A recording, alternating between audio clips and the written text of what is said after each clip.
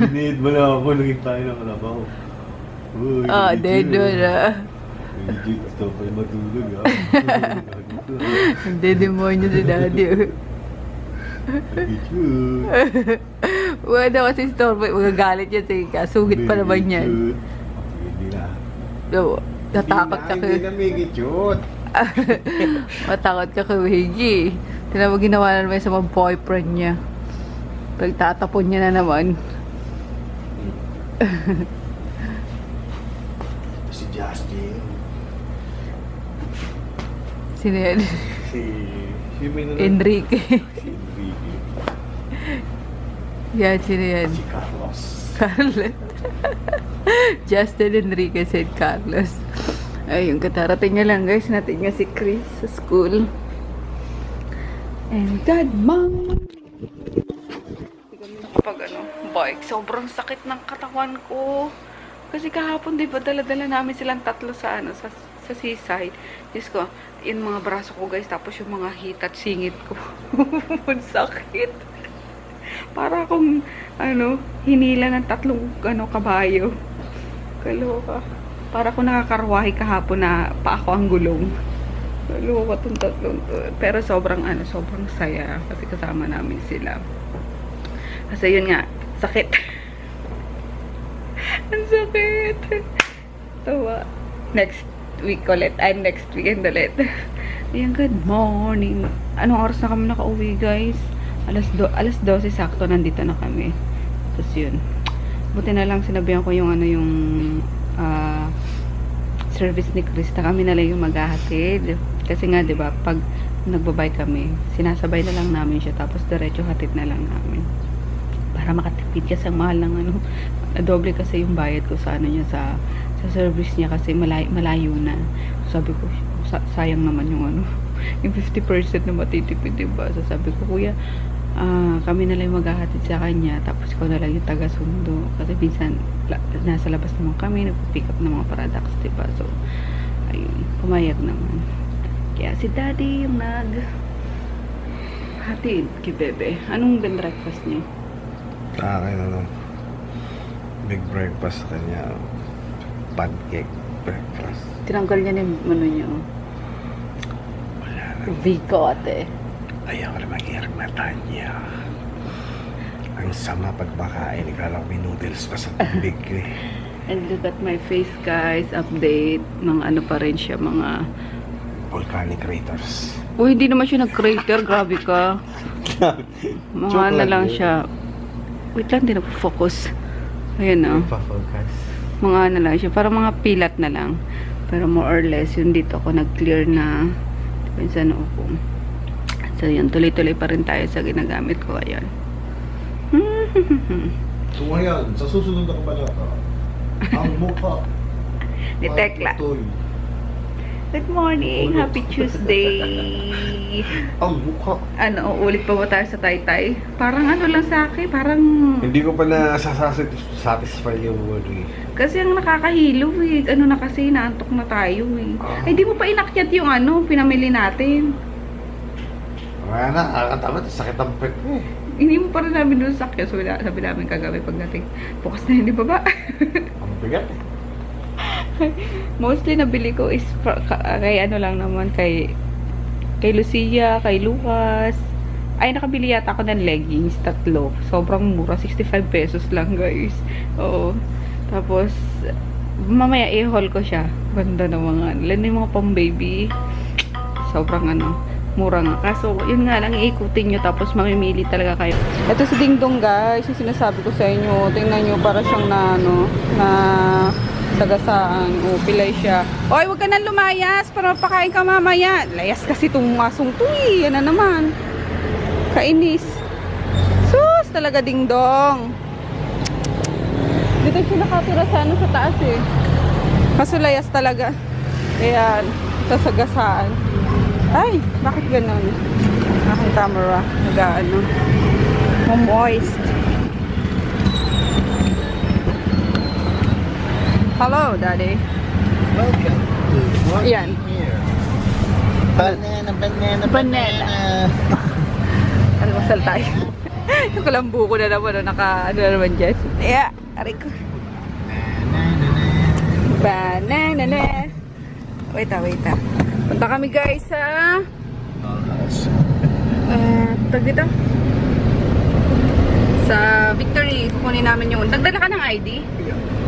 Kunin ko yung yung stocks ng isang product na naman. Ang sakit. Lagyan ko ng salicylic acid yun. Tapos dadaan ko sana. Ano? Sorry. Ito, sabi ko sa'yo, nandito yung isang cellphone ko, naiwan ko. And then, dadaan namin ito sa gumagawa ng ng mga glass. Palalagyan ko siya ng enclosure. Ayan, ito pasalubong sa akin ni ma'am. Hala, I forgot na yung name niya. Hello po! Again, thank you so much. Ito na yung pasalubong niya sa akin. Tada! Paano siya? Palalagyan ko na siya ng enclosure. Kasi pag, pinagbabawal na ata na magdala from Japan ng mga may glass. Kasi baka mabasag nga naman. Kaya ganyan na lang. So, para ma-preserve yung kanyang kagandahan, palagyan na natin siya ng enclosure. Tapos, nandiyan yung mga pinamili namin. Ayan, oh. Bakit ang lilit? Di ba madami yun? Shinring ko pa. Shinring mo?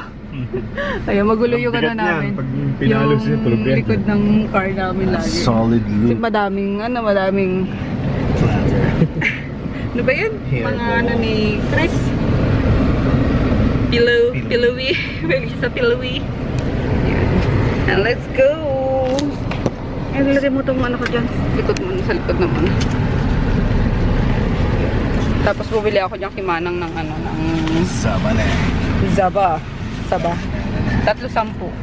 Ito muna almusal ko. Kasi hindi ako dinala ni Daddy ng almusal. Tapos si Sel nagluluto siya ng almusal nila ngayon. Oh, didn't forget. Kain tayo kasi maliliit ito. Kaya rin na yan, laman chinti yan. Kain tayo guys!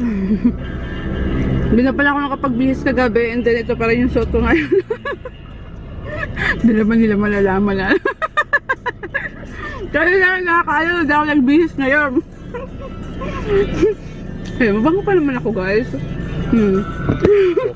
So far. Kasi pagbalik namin,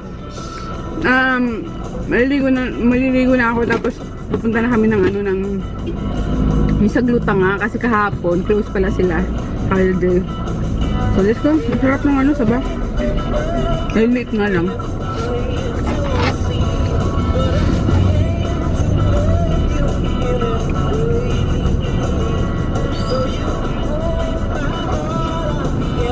Pang diet to, diba? Tsaka kamote, sabi ko sa'yo, magmuli tayo ng kamote. Harap. Sarap na ito kung may pansit pa. Pansit canton.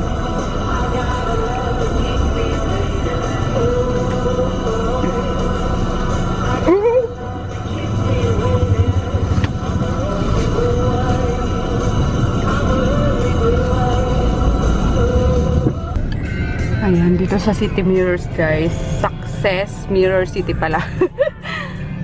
Gawaan ng mga salamin.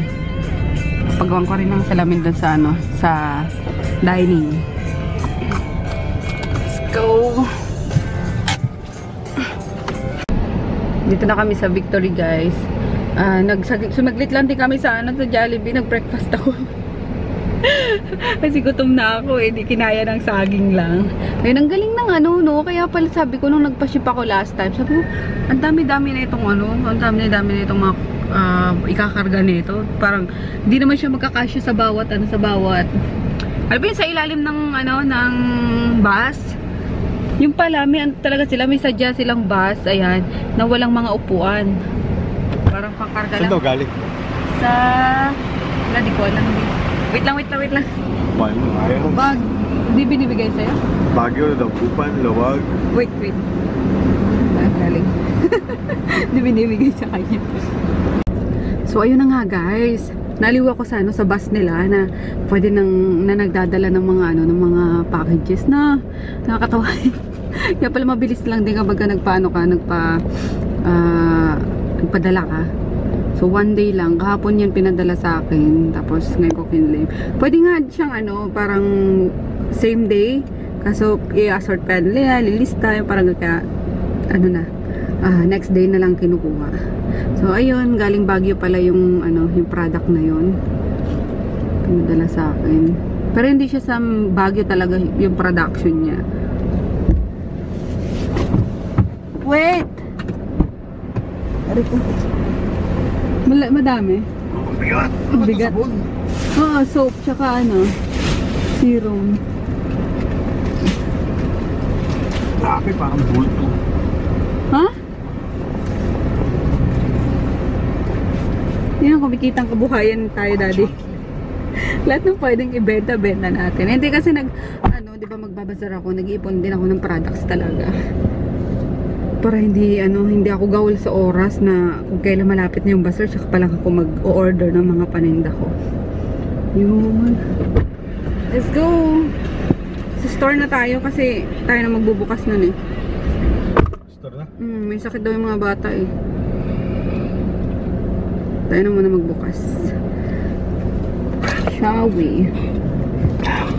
Sumakit ata yung tiyan ko doon na bigla sa Chicken Joy na alam niyo yung sobrang spicy guys na binubudbud doon sa gano'n kasi gusto ko pag spicy sa Jollibee as in yung likod tsaka harap pinupuno ng paprika ba yun?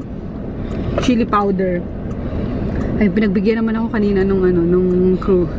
Ay nasarapan ako kaso mainit sa tiyan.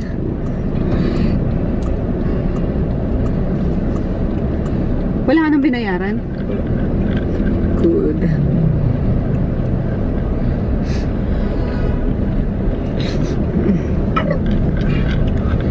Excuse me.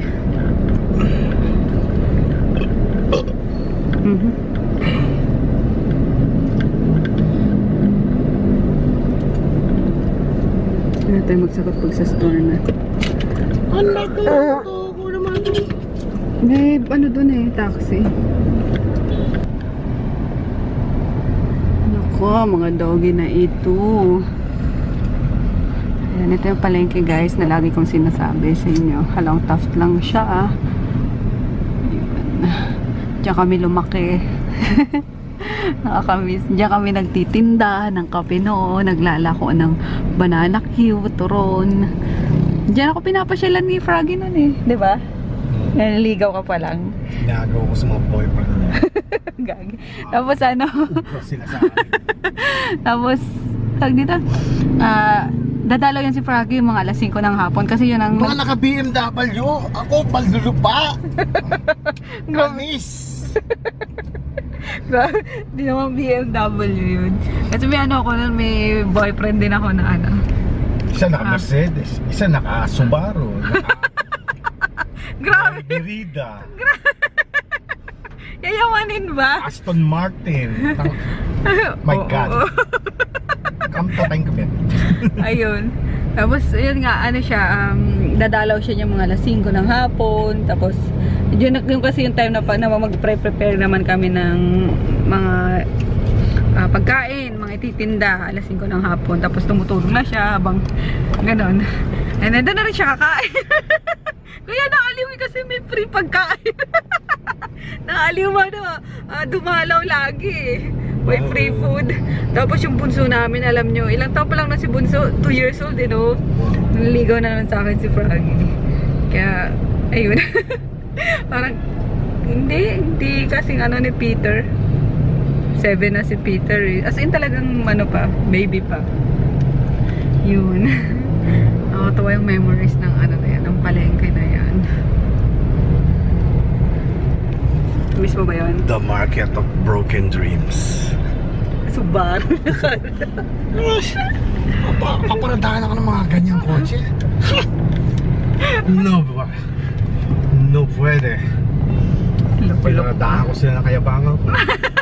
Ano kayo? Ha? Doon ako sa mayabang na fallen na. Gunggong. Ang kotse. Kotsilya. Ito na kami store guys. Nakabenta agad ako. Oh, yay! Kay Ma'am Regina. Ayan, ginanong-ganong ko na siya sa diba? Oo nga hindi ko na i-vlog. Pero hi Ma'am Regina. Thank you sa pagbili. Tsaka pagdalaw dito, natsyempohan niya daw ako. Nakakatawa. Babalik na siya ng Japan tomorrow. Tomorrow ba? Hello po and belated happy birthday. Maganda tayo guys. Dito kami sa country style sa Walter Mart. May bigla ang deliver. Ang galing ng isang nung North Caloocan, district ko. Naka-order lang nun last week. Diba dito kami last week? Tuesday ba yun? Monday. Last week. Order na naman sa nakatuwa. Ayun, tingnan nyo. Wala pa akong ligo. Kasi nakangamoy na ako. Kami lang naman magkasama sa sakyan. So kami lang yung mag-aamuyan doon. Ayun. Ayun daw muna tayo bago umuwi. Tapos umorder ako ng whole chicken sa Max's. Naka-promo pala sila. 200 something na lang yung isang buo. Yun na lang yung uwi kong ulam namin sa bahay. Let's eat! Uwi na kami guys. Buti na lang walang masyadong traffic po. Hindi masyado. Wala nga talagang traffic. Dire-diretso lang. 90 and 100. Oo, 100 ka? EDSA? Wala ng preno, di ba? Sabagay, walang preno-preno. Talagang dire-diretso lang kami. This time, ito na, malapit na ang traffic. Oo nga eh. Paano na eh? Pamakati na eh. Pero kere lang. Pero hindi ako bumaba ng 60. Ay, kapagod guys. Gusto ko na maligo. Baho na namin. Hirap rumakit. Tapos magre-review pa kami ni Chris kasi exam nila tomorrow.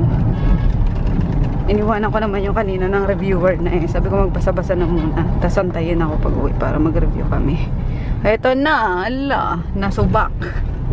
Nabati kasi. Nagka-traffic tuloy.